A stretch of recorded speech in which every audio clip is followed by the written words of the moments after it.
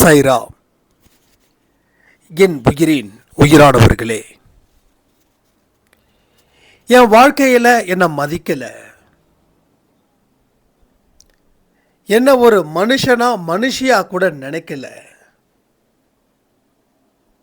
என்னை எல்லோரும் ஒரு தீண்ட தகாதவன் மாதிரி என் வீட்டில் ஒதுக்கி வச்சுட்டாங்க. மதிப்பில்லாமல் நான் வாழணுமா? இப்படிப்பட்ட இந்த வாழ்க்கையில் வாழ்ந்து நான் என்ன சாதிக்க போகிறேன்? வருஷமும் பல ஓடிடுச்சு. இதற்கு மேலே சாதிக்க முடியும் அப்படின்ற நம்பிக்கை எனக்கு இல்லை. ஆனாலும் ஒரு சின்ன ஆசை இருக்கு, ஏதாவது நடக்குமா, நடந்தால் நல்லா இருக்குமேன்னு நான் நினைக்கிறேன். அன்பே சாயின்னு ஒரு சேனல் இருக்குது, அதில் நிறைய விஷயங்கள் பேசப்படுது. நீயும் அதில் சேர்ந்துக்கோ, கலந்துக்கோ. இதுதான் அவரோட நம்பரு.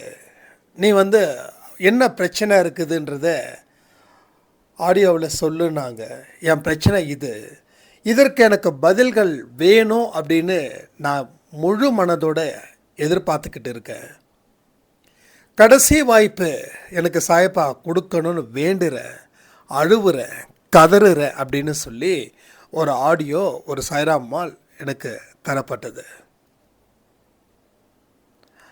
இப்போ இவங்களோட அந்த மன கஷ்டம் எந்த அளவுக்கு இருக்குதுன்றத நான் ஃபீல் பண்ணுறேன். ஏன்னா நான் அனுபவித்தேன்.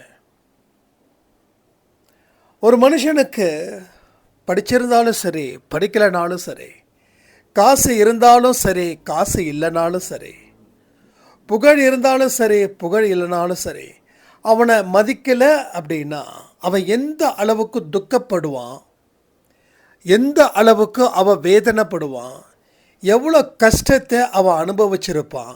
10 பேர் முன்னாடி அவன் எந்த அளவுக்கு தலைக்குனிவு ஏற்படுத்துகிற மாதிரி சில விஷயங்கள் அவனுக்கு மனசில் பாதிச்சிருக்கும். இதையெல்லாம் நான் நேரடியாக பார்த்து அனுபவிச்சது. சில நேரத்தில் சில மனிதர்கள் நம்மளை கேவலமாக பேசும்போது, நம்ம காதுக்கு கேட்குற மாதிரி பேசும்போது, அந்த நேரத்தில் உயிர் போயிடுச்சுன்னா அதை விட நல்லது உலகத்தில் இல்லைன்னு நம்ம நினச்சிருப்போம். நான் நினச்சேன். ஏன்னா அந்த வலி இப்போ நினச்சா கூட அந்த வலியை என்னால் ஃபீல் பண்ண முடியுது. நான் எந்த வலியையும் மறக்காதவன். ஏன்னா வலி எனக்கு வேணும், வலி எனக்கு அந்த அனுபவத்தை தரணும். உடம்புல எப்படி தழும்பு இருக்குதோ, அது எத்தனை வருஷம் போனாலும் அது மறையாதோ, அதே மாதிரி மனுஷனோட வாழ்க்கையில் ஏற்படக்கூடிய வலியும் எத்தனை வருஷம் போனாலும் அதை மறக்கக்கூடாது. ஏன்னா மறந்துட்டோம் அப்படின்னா நாம் ஒரு சரியான திசையை நோக்கி போக முடியாமல் போயிடும். அப்போது நம்ம நிறைய யோசித்தோம், எவ்வளவோ முயற்சிகள் செஞ்சோம். என்னை மதிக்கலைன்னு இன்னொருத்தங்கிட்ட சொன்னது தான் போச்சு. அவன் தான் கடைசியாக மதித்தான். அவனும் இந்த கதையெல்லாம் கேட்ட உடனே நம்மளை மதிக்கலை.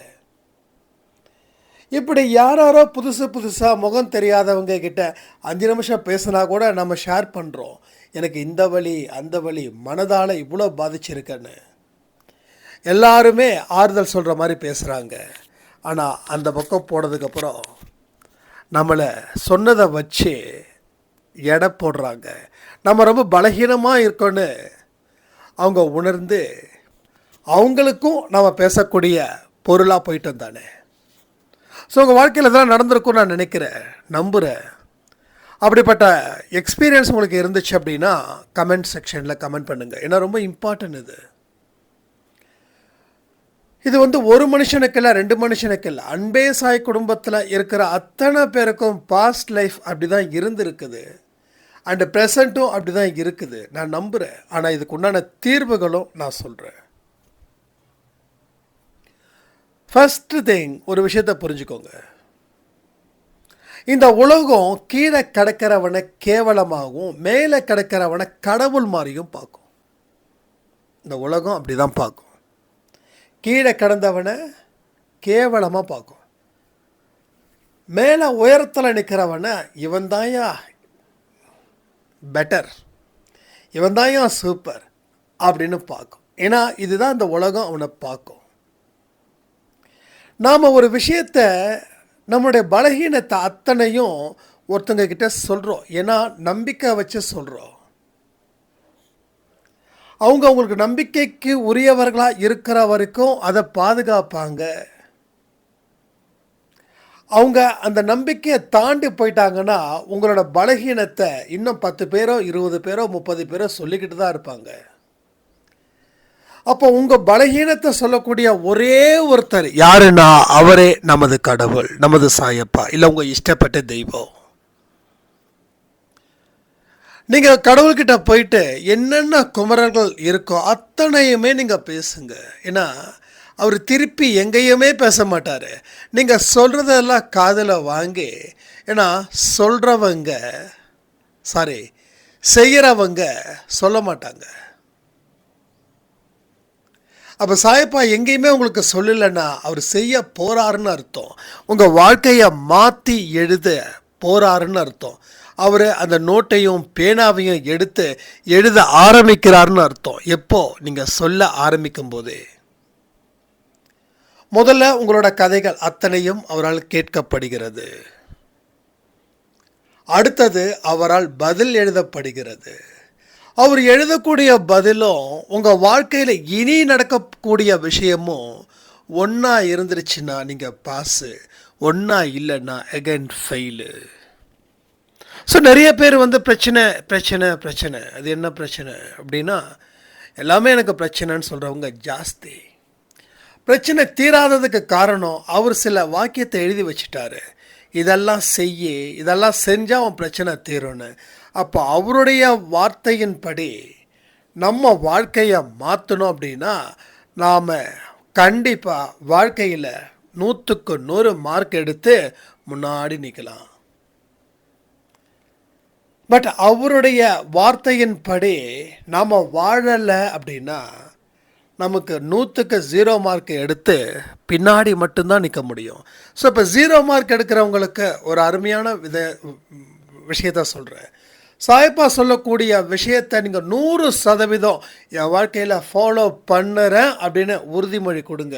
100க்கு 100 மார்க் வாங்கி நீங்கள் முன்னாடி வந்து நிற்கலாம். கொடுக்க முடியுமா? கொடுப்பீங்களா? சாயப்பா சொல்லக்கூடிய அத்தனை விஷயத்தையும் தான் நம்ம அன்பே சாயில் சொல்லிக்கிட்டு இருக்கோம். அவர் ஒரு வார்த்தை சொல்கிறாருன்னா அதுக்கு அர்த்தத்தை தான் நம்ம இங்கே சொல்லிக்கிட்டு இருக்கோம். இது தனிப்பட்ட முறையில் சந்தோஷ் சொல்லக்கூடிய வார்த்தை கிடையாது. ஏன்னா சந்தோஷ் அப்படின்றது அவரோட குழந்தை, நீங்களும் அவரோட குழந்தை தான்.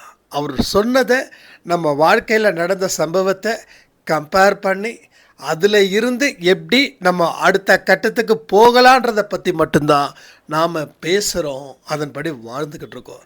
ஸோ இப்போ நீங்கள் உறுதி சொல்லுங்கள். இப்போது இந்த நிமிஷம் சாயப்பா சொல்படி என் வாழ்க்கையை மாற்றுறேன் அப்படின்னு சொல்லுங்கள். கண்டிப்பாக உங்கள் வாழ்க்கையில் மிக பெரிய உயர்ந்த இடத்துல உங்களால் நிச்சயமாக இருக்க முடியும். அப்போ மதிப்பு அப்படின்ற ஒரு விஷயம் உங்களுக்கு உள்ளே இருந்து வரணுமே தவிர வெளியில் இருந்து வர வேண்டிய அவசியமே இல்லை. நீங்கள் என்னெல்லாம் நினைக்கிறீங்களோ அது உங்கள் செயல்கள் மூலமாக பிரதிபலிக்குது. நீங்கள் முடியாதுன்னு ஒரு விஷயத்தை நினைக்கிறீங்க, அது முடியாமலே போகுது. முடியாமல் இருக்கிறதால வாழ்க்கையில் தோக்குறீங்க, உங்கள் மதிப்பு அங்கே இழந்து போயிடுது. அப்போ வெளியில் இருக்கக்கூடிய மனுஷன் உங்களை பாராட்டுவதும் இல்லை உங்களை அவமானப்படுத்துவதும் உங்கள் மனதில் எழுந்த எண்ணங்களோட விளைவாக தானே தவிர வேற எந்த சதியும் கிடையாது. ஸோ இங்கே விதியும் கிடையாது, சதியும் கிடையாது, மாயாஜலமும் கிடையாது, மந்திரமும் கிடையாது. எல்லாமே உங்களுக்குள்ள இருக்கக்கூடிய எண்ணங்கள் எப்படிப்பட்டதோ அப்படிப்பட்டது தான் வாழ்க்கை. ஒருத்தன் பேய் இருக்குதுன்னு சொல்லி பயப்பட்டு செத்தவனும் இருக்கான். பேயே இல்லைன்னு சொல்லி சுடுகாட்டில் தூங்கி எந்திரிச்சிறவனும் இருக்கான். எப்படி நடக்குது? பேயினா அட்டாக் பண்ணு தானே. அப்போ அவனை ஏன் அட்டாக் பண்ணலை? ஏன் இவனை அட்டாக் பண்ணுது? இவன் நம்புறதால இவனோட மனமே பேயாக மாறி இவனை 1-2 தட்டு தட்டுது. ஆனால் அவன் பேய் இல்லைன்னு பரிபூர்ணமாக நம்புகிறான். அவனுக்கு எந்த பிரச்சனையும் கிடையாது. அவன் சிந்தாமல் சிதறாமல் ஒவ்வொரு நாளும் உயிரோடு இருக்கான். ஒரு சின்ன கதை அதை நான் சொல்கிறேன். எனக்கு ரொம்ப இன்ட்ரெஸ்டான கதை. ஒருத்தன் பஸ்ஸை விட்டு இறங்குறான். இறங்கி ஒரு 2-3 கிலோமீட்டர் அந்த சுடுகாட்டு வழியாக போகணும். அப்போது அவங்க ஊரில் இருக்கிறவங்க எல்லாரும் சொல்கிறாங்க, டே மாதிரி 3 கிலோமீட்டர் சுடுகாடை நடந்து தான் நீ போகணும் வரணும். லாஸ்ட்டு பஸ்ஸை விட்டுட்டேன்னா பஸ் அதோட ஸ்டாப் ஆகிடும். பேய் பிசாசெல்லாம் இருக்கும், பார்த்து பொறுமையாக வா அப்படின்னு. இவன் பேயும் பிசாசாகுது அப்படின்னு சொல்லி போகிறான். பஸ்ஸை விட்டு இறங்குறான். பார்த்தா திடீர்னு கும்பிட்டு கொஞ்சம் வேகமாக நடக்கிறா. பயம் தொத்திக்குது. கொஞ்சம் வேகமாக நடக்கிறா. என்னமோ சவுண்டு வருது, சலக்கு சலக்குன்னு. ஏற்கனவே சொன்ன கதை இவனுக்கு கனெக்ட் ஆகுது. கொலுசு சத்தம் கேட்குது, மல்லிகைப்பூ வாசனை அடிக்குது, மோகினி பேய் நிற்குது அப்படின்னு கண்ணு முன்னாடி இவனுக்கு பின்னாடி துரத்துதுன்னு நினைக்கிறான். இவன் நினைக்கிற அத்தனையும் ஃபீல் ஆகுது. அந்த கொலுசு சத்தம் வேற பயங்கரமாக கேட்குது. ஓடுறான், இன்னும் துரத்துது, இன்னும் வேகமாக ஓடுறான், இன்னும் துரத்துது, இன்னும் வேகமாக ஓடுறான், இன்னும் துரத்துது. கடைசியில் குடு ஓடி வரான். அந்த சவுண்டு வேற இன்னும் இவன் எந்த அளவுக்கு ஓடுறானோ அந்த அளவுக்கு அவன் சவுண்டு கேட்குது. அந்த கொலுசு சவுண்டு கேட்குது. கண்ணை மூடிட்டு கடகடன்னு வீட்டுக்கு கதவை படப்படம் தட்டி உள்ளே போய் அதுக்கப்புறம் உட்காந்து தண்ணி குடிக்கிறான். தண்ணி குடிச்சதுக்கப்புறம் தான் அவனுக்கு தெரியுது அந்த கொலுசு சத்தம் அவன் பாக்கெட்டில் வச்சுருந்த சில்லற காசு. அவன் நடக்கும்போது அந்த சில்லற காசோட சத்தம் இருக்குல்ல, பாக்கெட்லேருந்து இருக்க சில்லற காசோட சத்தம், அதை அவன் கொலுசாக நினச்சான். கொலுசு தான் பின்னாடி யாரோ போட்டு சுற்றுறாங்க, இது கண்டிப்பாக மோகினி பிசாசு தானே, மல்லிகைப்பூ வாசனை அடிக்குதுன்னு நினச்சான். அடித்தது அவன் மூக்குக்கு மட்டும். இப்போ தெரியுதா? பயந்தவனுக்கு தான் பேய் பிசாசு, பயப்படாதவனுக்கு பேயும் பிசாசு ஒன்றுமே கிடையாது. நான் சின்ன வயசில் இருக்கும்போது நான் கீழே மேலே எனக்குன்னு ஒரு தனி ரூம் இருக்கும், அங்கே தான் நான் தூங்குவேன். அப்போ அம்மா சொல்லுவாங்க, ஏதாவது நம்ம அந்த தெருவில் ஏதாவது டெத்துக்கு எதாவது இருந்துச்சுன்னா, டே மேலெல்லாம் போவாத, அவர் வேறு இறந்துருக்காரு, ஏதாவது ஆகிடப்போகுது அப்படின்வாங்க. நமக்கு இந்த மாதிரியான விஷயங்கள்லாம் ரிஸ்க் எடுக்கலாம் ரொம்ப பிடிக்கும். அப்போ என்ன பண்ணுவோம், மொட்டை மாடியில் 12, 1 மணி 2 மணி 12 மணியில் இருந்து 3 மணி 3:30 மணி வரைக்கும் நான் சும்மா வாக் போயிட்டே இருப்பேன். என்னை பார்த்து தான் பயப்படுவாங்க, என்னடா அது 2 மணிக்கு 3 மணிக்கு எவனோ ஒருத்தன் நடக்கிறா அப்படின்னு. ஸோ பயமே இல்லை. ஒரு விஷயம் இருக்குதா இல்லையான்னு நம்ம களத்தில் இறங்கி பார்த்தா தெரிஞ்சிடும். அதுக்காக விபரீதமான முடிவுகள் எடுக்க வேண்டிய அவசியம் கிடையாது. அப்போது மனசில் இருக்கிற எண்ணம், அந்த கொலுசு சத்தம் கேட்குது. ஏன் கேட்குதுன்னா, பாக்கெட்டில் இருக்கக்கூடிய பைசா கடன்னு ஆடுது. நீ வேகமாக போகிற, அந்த சவுண்டு கேட்குது. இன்னும் வேகமாக போகிற, இன்னும் அந்த சில்லற காசு குலுங்குது, சத்தமாக கேட்குது. அப்போ நீ பாதி உண்மையாக இருக்குது, பாதி பொய்யாகவும் இருக்குது. சில்லற காசை நீ கொலுசாக நினச்சதால மல்லிகைப்பூ வாசனை கண்டிப்பாக வருதுன்னு நினைக்கிற. இது ஒரு கதை படித்தது நான். ஸோ இதுதான் எல்லாத்துக்கும் காரணமாக அமையுது. மனசு ஒன்று தான் பிரச்சனையே தவிர வேறு எதுவுமே பிரச்சனை இல்லை. இப்போ சொல்லுங்கள், விதி இருக்கா, சதி இருக்கா, கர்மா எல்லாமே இருக்குது. ஆனால் எல்லாத்தையும் தீர்ப்பதற்கு உண்டான வழிகளும் இருக்குது. ஒரு தடை இருக்குதுன்னா அந்த தடையை உடைக்கிறதுக்கும் வழி இருக்குது. விதி இருந்தால் இருந்துட்டு போகுது.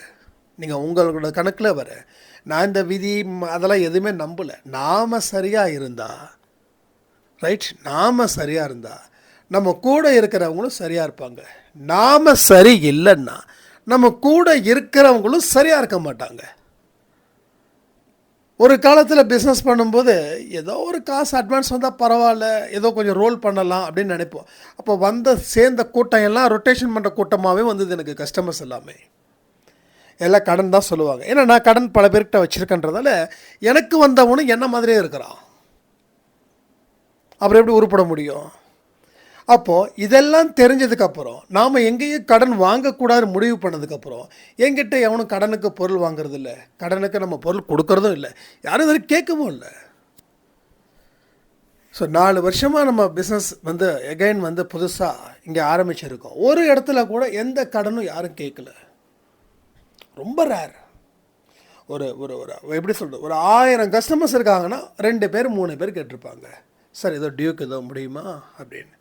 ஆனால் அன்றைக்கி 1000 பேருக்கு 1000 பேரும் கேட்டான். நம்ம கொடுத்தோம். ஏன்னா அவங்ககிட்ட ஒரு 10,000, இவங்ககிட்ட ஒரு 10,000, அவன் கொடுக்கல. இப்போதைக்கு எனக்கு தேவை, வாங்கு, முதல்ல வட்டியை கட்டு. வட்டியை கட்டுறதுக்காகவே இவன் ஏமாற்றுவான்னு தெரிஞ்சும் அவங்ககிட்ட நம்ம அட்வான்ஸை வாங்கணும். பொருளை கொடுப்போம், அவன் ஏமாற்றிடுவான். இப்படி தான் நடந்தது. ஏன்னா நாம் எப்படி இருக்கிறோமோ அப்படி தான் நம்ம கூட இருக்கிறவங்களும் இருப்பாங்க. அப்போ நாம் மாறினா அதற்கு தகுந்த மாதிரியான சூழ்நிலையும் அங்கே இருக்கக்கூடிய மனிதர்களும் ஆட்டோமேட்டிக்காக மாறுவாங்க. ஸோ நல்லா யோசிச்சு பாருங்கள். இன்றைக்கி அன்பே சாயில் வந்ததுக்கப்புறம் நிறைய விஷயங்கள் சாய்ப்பா மூலமாக உங்களுக்கு போய் சேருது.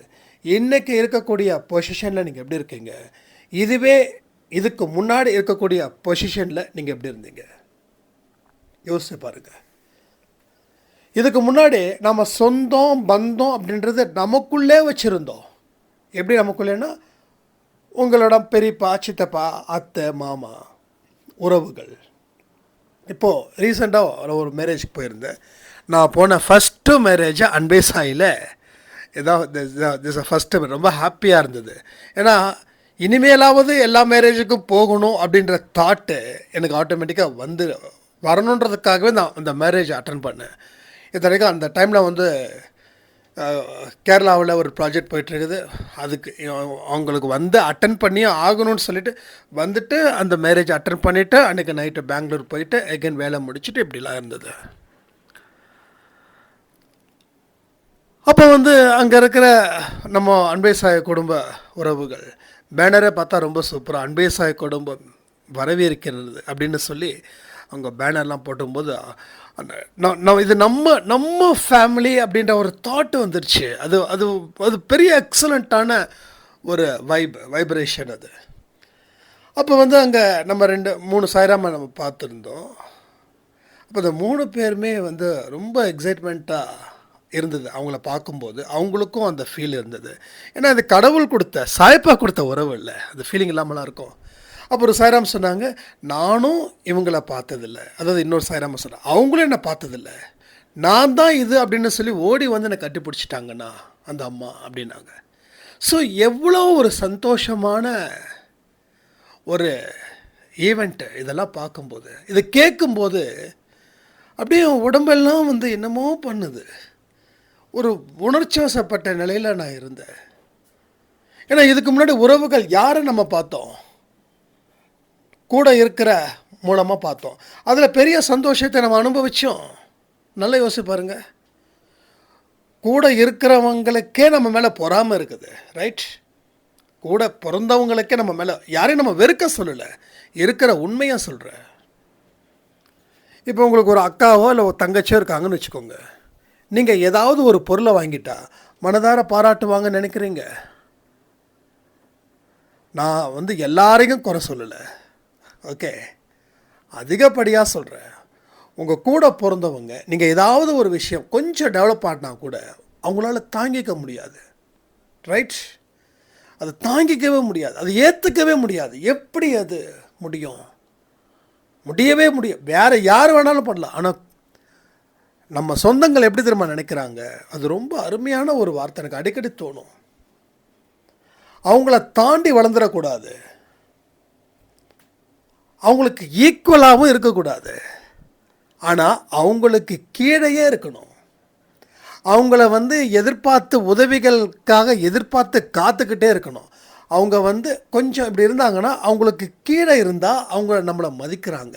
ஆனால் அவங்களோட ஈக்குவலாக வந்தாலோ இல்லை அதுக்கு மேலே போனாலோ ஒரு மாதிரியான புகைச்சல் இருக்கா இல்லையா? கமெண்ட் பண்ணுங்கள். இது நிறைய கமெண்ட் வரும்னு நினைக்கிறேன். ஏன்னா 1-2 உறவுகள் இல்லை, 10, 8, 9 உறவுகளும் இந்த மாதிரியான மனநிலையில் தான் இருக்காங்க. ஆனால் இதை தாண்டி அன்பே சாய் உறவுகள் அப்படின்னும் போது இனிக்குது. சொல்லும்போதே, பேசும்போதே அந்த உரிமை இருக்குது.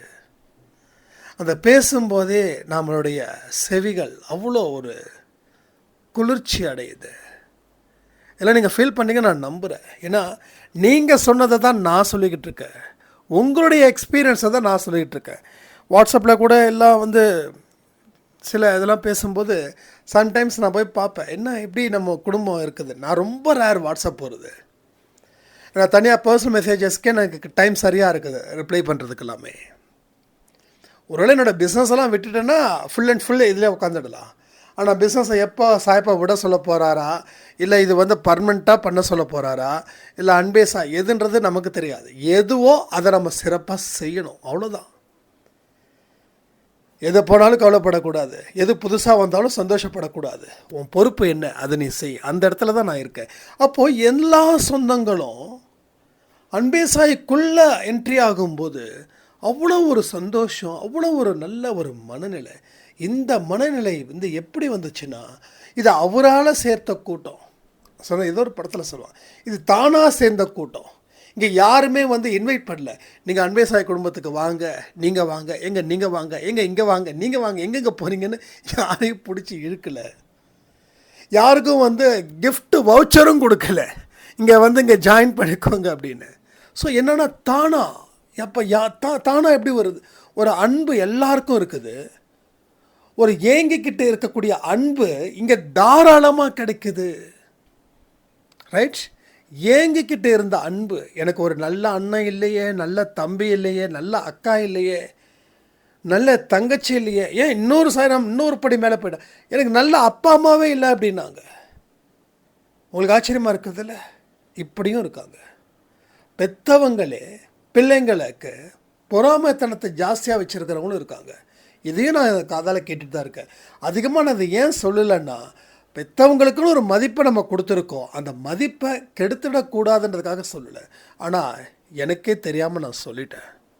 ஏன்னா இது வந்து சாய்ப்பா சொல்லக்கூடிய வார்த்தையாக இருக்கலாம், பட் அப்படி தான் பட்ட சூழ்நிலை எல்லாமே இங்கே இருக்கா. எல்லா ரிலேஷன்ஷிப்புமே சொந்தம்னு சொல்லிக்கக்கூடிய ரிலேஷன்ஷிப் எல்லாமே ஒரு சரியான முறையில் இல்லை. எல்லாமே ஒரு மாதிரி காழ்ப்புணர்ச்சி, வெறுப்பு, பொறாமை, இதில் தான் அதிகமாக பாதிக்கப்பட்டிருக்காங்க. அதாவது நம்ம நல்லா வளர்ந்தால் கூட மட்டம் தட்டுவாங்க. ஏன்னா நீங்கள் நல்லா வளர்ந்துட்டிங்கன்னா அவங்களுக்கு பிரச்சனை ஆகிடும்னு அவங்களுக்கு ஒரு நினப்பு. அப்போ மேலே போக போக இதெல்லாம் ஒரு பொழப்பா, நீ எல்லாம் ஒரு மனுஷனா, இப்படி சொல்லக்கூடிய விமர்சனங்கள் வருதுன்னா நீங்கள் வாழ்க்கையில் வளர்ந்துக்கிட்டு இருக்கீங்கன்னு அர்த்தம். ஏன்னா பழுத்த மாம்பழத்தில் தான் கல்லடி விடும். சும்மாலாம் இதெல்லாம் பண்ணால் இதாகாது. அப்போது நல்லா யோசிச்சு பாருங்கள், உங்கள் வாழ்க்கையில் நீங்கள் வளர்ச்சி அப்படின்ற ஒரு இடத்துல இருக்கிறீங்கன்னா உங்களுக்கு எதிரான விமர்சனங்கள் இப்படியும் வரலாம். ஓகேவா? இப்படியும் நிச்சயமாக வரும், வந்தே தீரும். அப்போ இதுக்கெல்லாம் நம்ம வந்து ஃபீல் பண்ணலாமா? அப்போ சொந்தங்கள் இப்படி தான் மட்டம் தட்டுவாங்க. நீங்கள் அவங்களுக்கு பதில் சொல்லிக்கிட்ட காலத்தை கழிக்க விருப்பம் இருந்துச்சுன்னா நீங்கள் பண்ணுங்கள். இல்லை இதெல்லாம் என் வாழ்க்கையில் நானாக குழி தோண்டிக்கிற மாதிரி, நான் ஏன் குழி தோண்டி அதில் உழுந்து மண்ணாளி போட்டுக்கணும், எனக்கு அது அவசியம் இல்லை அப்படின்னா நீங்கள் ஜஸ்ட் லைக் தட் எல்லாத்தையும் தூக்கி எரிஞ்சிட்டு உங்கள் வேலைகளை மட்டும் கவனத்தை வையுங்க. இது பாயிண்ட் 1. பாயிண்ட் 2, உண்மையிலேயே நீங்கள் வந்து உங்கள் மனசு குத்துது, உங்கள் மனசில் நாம் இன்னமும் உருப்படியான வேலைகள் செய்யலை, அதனால தான் உங்கள் மதிக்கலை அப்படின்னு ஒரு நிலை வந்து அது உண்மைன்னு கண்டுபிடிச்சா உங்களை மதிப்பான மனுஷனாக மாற்றிக்க ஏன் இவ்வளோ தயக்கம்? இங்கே பாருங்கள், மற்றவங்க அதை பண்ணதால் புகழடைஞ்சாங்க. என்கிட்ட ஒரு சாய்ராம் சார் கேட்டாங்க, எனக்கு ரொம்ப கஷ்டமாக இருந்தது. ஆனால் நீங்கள் ரொம்ப கஷ்டப்பட்டுன்னு சொல்கிறீங்க நிறைய ஆடியோஸில். ஆனால் பட் யூடியூப்லலாம் கொடுக்கும்போது நீங்கள் நல்ல இடத்துக்கு வந்திருக்கீங்க. நானும் உங்களை மாதிரி ஆடியோ கொடுக்கலாமா அப்படின்னாங்க. நான் சொன்னேன், உங்களுக்கு ஆடியோ கொடுக்கறதுக்கு ஓகேவாக இருந்தால் தாராளமாக கொடுங்க. நல்ல விஷயங்கள் பேசணும், நல்ல விஷயங்கள் பண்ணணும், தப்பே கிடையாது அப்படின்னு. அப்புறம் மறுபடியும் ஒரு வாரம் கழித்து நான் யூடியூப் சேனல் ஆரம்பித்தேன், எல்லாமே பண்ணேன். நீங்களும் எனக்கு சப்ஸ்கிரைப் பண்ணுங்க. ஆனால் என்னால் அதை டெவலப் பண்ண முடியல, ரொம்ப ஃபீல் ஆகுது அப்படின்னு. அப்போ நான் கேட்டேன், உங்களுக்கு வேறு என்னென்ன விஷயங்கள்லாம் தெரியும் அப்படின்னு. அவங்க நிறைய விஷயங்கள் சொன்னாங்க. எது எதெல்லாம் உங்களுக்கு இப்போ ஸ்டார்ட் பண்ண முடியும் அப்படின்னு. அவங்க சொன்னது ஒரே வார்த்தை என்ன தெரியுமா? Tuition centre. நான் வந்து ஒரு பிஎஸ்சி மேக்ஸ் பண்ணியிருக்கேன்னா, நான் வந்து ஒரு காலத்தில் டியூஷன் எடுத்தேன். அப்புறம் ஆஃப்டர் கொரோனாவுக்கு அப்புறம் நான் எடுக்கலை. சரி, நீங்கள் மறுபடியும் எடுத்தால் என்ன பிரச்சனைன்னு. மறுபடியும் எடுக்கணுமா, எடுக்கலாமா, எடுத்தால் டெவலப் ஆக முடியுமா அப்படி. உங்களுக்கு பிடிச்சிருக்கா எடுத்துக்க. ஆனால் மேக்ஸ்லலாம் நான் ரொம்ப சென்ட்டோம். மேக்ஸில் சென்ட்டோம்னா அப்புறம் ஏன் எடுக்கலைன்னா அதான் நான் தெரில அப்படி. உங்களுக்கு பிடிச்சிருக்குல்ல, பிடிச்சிருக்கு. பசங்களுக்கு சொல்லிக் கொடுக்கணுன்ற நாலேஜ் உங்களுக்கு இருக்குல்ல, இருக்குதுன்னா அதெல்லாம் தாராளமாகவே இருக்குது. அப்போ உடனே ஆரம்பிங்கன்னு. இப்போது அவங்களுக்கு ஒரு மாதத்துக்கு ஒரு 10th படிக்கிற குழந்தைங்க கிட்ட அவங்களோட ஃபீஸ் வந்து 1000 ரூபாய் வாங்குறாங்க. ஸோ 10th படிக்கிற பசங்க மட்டும் 15 பேர் எவ்வளோ ஆச்சு? 15 × 1000 15,000 ரூபாய். அடுத்தது +1 +2க்கு வந்து இயர்லி மாதிரி ஏதோ கனெக்ட் பண்ணுறாங்க. ஒரு குழந்தைங்களுக்கும் 10,000 ருபீஸ். ஏன்னா இங்கிலீஷ் மீடியம் படிக்கிற பசங்க, நல்ல செலவு பண்ணக்கூடிய பசங்க தான். ஸோ கணக்கு அந்த அம்மா சொல்லும்போது எனக்கு ரொம்ப சர்ப்ரைஸாக இருந்தது. 70,000 ரூபாய் ஏர்ன் பண்ணுறாங்க. ரொம்ப சந்தோஷம், ரொம்ப சந்தோஷம், ரொம்ப நல்லா இருக்கணும், உண்மையிலே சொல்கிறேன். அப்போது இதை பண்ணால் டெவலப் ஆகும், அதை பண்ணால் டெவலப், மற்றவங்களை இன்ஃப்ளூயன்ஸ் பண்ணாமல் உங்களுக்கு என்ன செஞ்சால் திருப்தி கிடைக்குமோ அதில் நீங்கள் செய்யுங்க. வலுக்கட்டாயமாக உங்களை இன்னொரு பர்சனாலிட்டி கூட வந்து மிங்கிள் பண்ணாதீங்க. உங்களுக்குன்னு ஒரு பர்சனாலிட்டி ஸ்கில்லை உருவாக்குங்க. எனக்கும் நிறைய ஆஃபர்ஸ் வந்தது, நீங்கள் இந்த பிஸ்னஸ்க்கு பதிலாக வேறு பிஸ்னஸ் பண்ணுங்கள், இன்னும் இதோட டெவலப் ஆகலாம் அப்படின்னு. ஆனால் குதிரைக்கு கடிவாளம் போட்டு விட்ட மாதிரி எதுவுமே தேவையில்லை, எனக்கு இதுதான் அப்படின்னு சொல்லி விருப்பப்பட்டு தான் இந்த லேப்டாப் பிஸ்னஸை, கம்ப்யூட்டர் பிஸ்னஸை, சர்வீஸை, அது especially service, not sale, only service, அதை நம்ம பண்ணுறோம். ஏன் சேல்ஸ் பண்ணக்கூடாது அப்படின்னா 10-15 ப்ராடக்ட் வச்சுருக்கணும், அதுக்கு உண்டான கேபிட்டலைஸ் பண்ணணும், இன்வெஸ்ட்மெண்ட் பண்ணணும், ஸோ ஃபண்டு ஃப்ளோ இருக்கணும். அது நம்மளை டெஃபினட்டாக வேண்டாம். அப்படி பண்ணாலுமே வந்து அந்தளவுக்கு சக்ஸஸ் ஆகாதுன்னு நமக்கு தோணுது. நமக்கு தோணணும் இது பெஸ்ட்டு வே, இதில் நீ பண்ணு, இதை என்ன டெவலப் பண்ணு அப்படின்னு. அப்போ உங்களுடைய விருப்பம் எங்கே இருக்குதோ அங்கே தான் உங்கள் கவனம் இருக்கும். உங்கள் விருப்பம் இல்லாத ஒரு இடத்துல உங்கள் கவனம் நிச்சயமாக இருக்காது. இது உங்களுக்குன்னு ஒரு வழி இருந்துச்சுன்னா அந்த வழிகளை கவனத்தை வைங்க. ஏன்னா எல்லா ஃபீல்டுலேயும் சக்ஸஸ் ஆகலாம். யூடியூப்பில் தான் ஆகணும்னு நிறைய பேர் எனக்கு ரொம்ப டிப்ரெஸ்ட். என்கிட்ட நிறைய பேர் கேட்குறாங்க, யூடியூப்பில் நான் சேனல் ஆரம்பிச்சிருக்கேன், வியூஸ் போகலை, லைக் போகிறதுக்கு எனக்கு எதாவது டிப்ஸ் கொடுங்கன்னு. இப்போ வரைக்கும் சொல்கிறேன், எனக்கு எந்த டிப்ஸுமே தெரியாது. ஆனால் யூடியூப் டிப்ஸ் எல்லாம் வந்து நம்ம பார்க்குற அளவுக்கு ஒன்றுமே இல்லை. நமக்கு என்ன பண்ணுவோம், அன்பே சாயில் இருக்கிறத நம்ம இது பண்ணுறோம், ஷேர் பண்ணுறோம். அது வந்து ஃபேஸ்புக்கில் சில குரூப்ஸ் இருக்கும், சாய்பாபா குரூப்ஸ்ன்னு இருக்கிற இடத்துல எல்லாத்துக்கும் போய் சேரணும், அவரோட பேரை வந்து கொண்டு வரணும். ரெண்டாவது வாட்ஸ்அப்பில் நம்ம ஸ்டேட்டஸ் வைக்கிறோம். எதுக்கு வாட்ஸ்அப் நம்பர் கொடுத்தோம்? இந்த மாதிரியான விஷயத்தை வந்து அப்டேட் பண்ணுறதுக்காக தான். இதை தாண்டி வேறு எதுவுமே நம்ம பண்ணலை, எதுவுமே செய்ய போகிறதும் இல்லை. அப்போது இந்த விஷயத்தை பேஸ் பண்ணி நம்ம பண்ணோம் அப்படின்னா ரொம்ப டிப்ரெஸ் ஆகிடுவோம். அப்போது மனசும் சந்தோஷமாக இருக்கணும், நமக்கு ஏர்னிங்ஸும் முக்கியம். அப்படின்னா நமக்கு எது ரொம்ப பிடிச்சிருக்குதோ அதில் கவனத்தை வைங்க.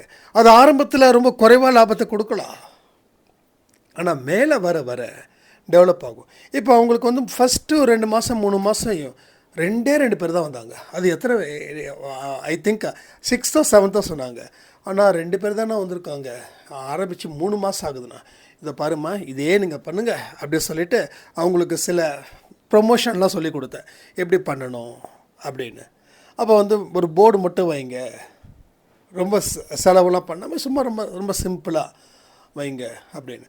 அவங்க வந்து அது மாதிரி ஒரு போர்டு ஒன்று வச்சாங்க. சும்மா வந்து ஒரு 500 600 ஒரு பேனர் மாதிரி ஒன்று போட்டு வீட்டுக்கு முன்னாடி, இங்கே எல்லா சப்ஜெக்டும் டியூஷன்ஸ் எடுக்கப்படும் அப்படின்னு சொல்லி.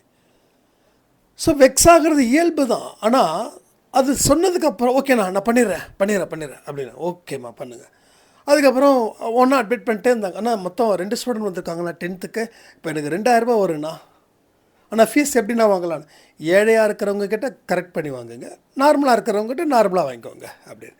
இல்லைண்ணா எனக்கு வந்து நார்மலாக வாங்கினதுக்கும் இல்லை வந்து ஃப்ரீயாக வாங்குறதுக்கு எனக்கு குழப்பமாக இருக்குது. நாங்கள் இல்லைம்மா திரும்பவும் சொல்கிறேன், காசு இல்லாத ஸ்டூடெண்ட் கிட்ட நீங்கள் வந்து ஃப்ரீயாக கூட சொல்லிக் கொடுங்க. காசு இருக்கிற ஸ்டூடெண்ட்டுக்கிட்ட உங்களுக்கு என்ன அந்த ரேட்டில் வந்து வராங்களோ அந்த ரேட்டை நீங்கள் பண்ணி கொடுங்க அப்படி. அவங்க நல்லா சூப்பராக பண்ணுறாங்க, எந்த பிரச்சனையும் கிடையாது. அவங்களோட கடன்கள் எல்லாமே தீருது. மாதம் எவ்வளோ 50 to 60,000. நம்ம இதுக்காக பொறாமைப்படக்கூடாது. அவங்களுக்காக நிச்சயமாக நம்ம ப்ரே பண்ணணும். ஏன்னா நம்ம ப்ரே பண்ணக்கூடிய மனிதர்கள், சந்தோஷப்படக்கூடிய மனிதர்கள், அந்த மாதிரியான விஷயங்களை தான் நம்ம தொடர்ந்து செய்யணும். ஏன்னா நம்ம சைடில் இருந்து அந்த பொறாமை, அந்த எந்த ஒரு விஷயமும் இருக்கவே கூடாது. இதை ஏன் சொல்கிறேன் அப்படின்னா, இதை வச்சும் அன்பே சாயில் இருக்கிறவங்களும் வாட்ஸ்அப் பண்ணியிருக்காங்க. எனக்கு வந்து பொறாமை ஜாஸ்தியாக இருக்குதுன்னா, எனக்கு வந்து சம்பாதிக்கிறத வந்து என்னால் முடியல, மற்றவங்களால் சம்பாதிக்கும் போது அது என்னால் ஏற்றுக்க முடியலன்னு சொல்லக்கூடியவர்களும் இங்கே ஜாஸ்தியாக இருக்காங்க. ஸோ பொறாமை அப்படின்ற ஒரு விஷயத்தை தயவு செய்து உங்கள் வாழ்க்கையில் என்றைக்கும் எப்பயுமே கொண்டு வராமல் இருக்கிறது நமக்கு ரொம்ப ரொம்ப நல்லது. ஸோ வாழ்க்கையில் எல்லா விஷயங்களும் மாறும், எல்லா மாற்றங்களும் நம்ம நன்மைக்காகவே. சாய்ப்பாக இருக்கும்போது ஹாப்பியாக இருங்க, சந்தோஷமாக இருங்க. எல்லாருக்கும் அட்வான்ஸ் ஹாப்பி விநாயக சதுர்த்தி வாழ்த்துக்கள் சொல்லி இந்த ஆடியோவை நான் முடிக்கிறேன். ஜெய் சாய்ராம்.